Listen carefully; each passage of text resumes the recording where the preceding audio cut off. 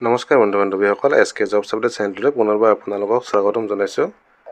SLRC ফালৰ পৰা নতুনকৈ এখন নটিচ মুকলি হৈছে। এই নটিচখনত কি আছে সবিশেষ আলোচনা কৰিম। তো যিসকল বন্ধু বান্ধৱীয়ে SLRCৰ ষ্টেট লেভেল ৰিক্ৰুইটমেণ্ট কমিশ্যনৰ ফালৰ পৰা যিখিনি গ্ৰেড 4ৰ পৰীক্ষা অনুষ্ঠিত হৈছিলে, ইয়াতে কোৱালিফাইড হৈছিলে আৰু ইয়াৰে যিটো এক্সামিনেশ্যন হৈছিলে, ৰিটেন এক্সামিনেশ্যন, ইয়াতে যিখিনি কেণ্ডিডেটে কোৱালিফাইড হৈছে সেইসকল বন্ধু বান্ধৱীৰ কাৰণে আহিছে ভাল খবৰ। গ্ৰেড 4ৰ কেণ্ডিডেটখিনিৰ কাৰণে ইয়াতে ইণ্টাৰভিউৰ কাৰণে তাৰিখ মুকলি কৰি দিয়া হৈছে আৰু ইয়াৰে যিটো ইণ্টাৰভিউ অনুষ্ঠিত হ'ব, ইয়াৰে এডমিট কাৰ্ডখিনিও ডাউনলোড কৰিবৰ কাৰণে এটা সময়সীমা ধৰি দিছে। ইয়াৰে যিখন এডমিট কাৰ্ড আছে, এডমিট কাৰ্ডখনতে লিখা থাকিব ক'ত পৰীক্ষাটো অনুষ্ঠিত হ'ব আৰু কেতিয়া অনুষ্ঠিত হ'ব। আৰু ইয়াৰ লগতে যিখিনি বন্ধু বান্ধৱী কোৱালিফাইড হৈছে, লগতে ডকুমেণ্টছখিনিও লৈ যাব লাগিব, লগতে চেল্ফ এটাষ্টেড কপিখিনিও লৈ যাব লাগিব। ভিডিঅ'ত মই কৈ আছোঁ কি কি লৈ যাব লাগিব। যিখিনি বন্ধু বান্ধৱীয়ে কোৱালিফাইড হৈছে, অকল বন্ধু বান্ধৱীখিনিয়ে www.sevaonline.org এইটো অফিচিয়েল ৱেবছাইট ভিজিট কৰি এডমিট কাৰ্ডখিনি ডাউনলোড কৰিব পাৰিব। 9 জুন 2025 পৰা ৰাতিপুৱা 11টা বজাৰ পৰা এডমিট কাৰ্ডখিনি ডাউনলোড কৰিব পাৰিব। আৰু যিটো ইণ্টাৰভিউ অনুষ্ঠিত হ'ব, এইটো 17 জুন 2025 পৰা আৰম্ভ হ'ব। দুটা শ্বিফ্টত অনুষ্ঠিত হ'ব, এটা ৰাতিপুৱা 9টা বজাৰ পৰা আৰু এটা দুপৰীয়া 1টা বজাৰ পৰা অনুষ্ঠিত হ'ব।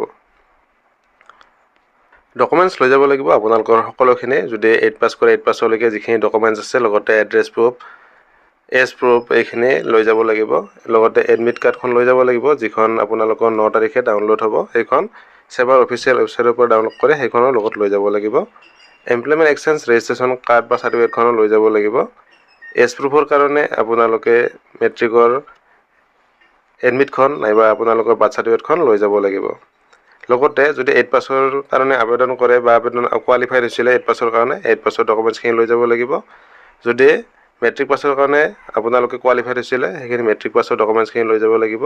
যদি আপোনালোকৰ শিক্ষা মেট্ৰিক পাছতকৈ ওপৰত হায়াৰ ছেকেণ্ডাৰী আছে, হায়াৰ ছেকেণ্ডাৰী ডকুমেণ্টছখিনিও লগত লৈ যাব। লগতে ITI পাছ কৰা সকলোখিনিও ITI ডকুমেণ্টছখিনি লগত লৈ যাব।